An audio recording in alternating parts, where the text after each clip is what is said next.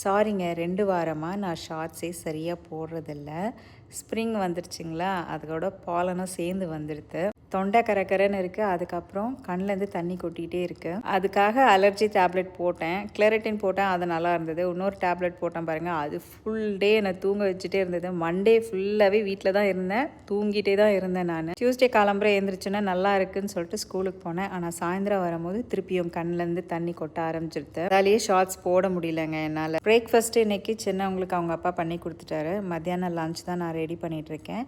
Chicken salad கேட்டிருந்தாங்க. சிக்கனில் நிறைய ஸ்பைசஸ் எல்லாம் ஆட் பண்ணலைங்க. நான் ஆட் பண்ணது onion powder, garlic powder, Gayan pepper, salt, அதுக்கப்புறம் இட்டாலியன் ஹர்ப்ஸு, கொஞ்சோண்டு ஆலிவ் ஆயில் விட்டு நல்லா மிக்ஸ் பண்ணிவிட்டு ஒரு 10 மினிட்ஸ் மேரினேட் பண்ணிவிட்டு ஏர் ஃப்ரையரில் வச்சுட்டேங்க. நல்லா குக்காகி வந்திருந்தது. சாலட் ட்ரெஸ்ஸிங்க்கு பேர்ட்ஸ் ஐ சில்லி ஹாட் சாஸுங்க. சின்னவங்களுக்கு அந்த சாஸ் ரொம்ப பிடிக்கும், அதால தான் நான் அது கொடுத்தேன். நான் கிளம்புறதுக்கு முன்னாடி பெரியவங்க ஏஞ்சிட்டா பிரேக்ஃபாஸ்ட் கொடுக்கலான்னு போனேன். ஆனால் அவங்க தூங்கிட்டு இருக்காங்க.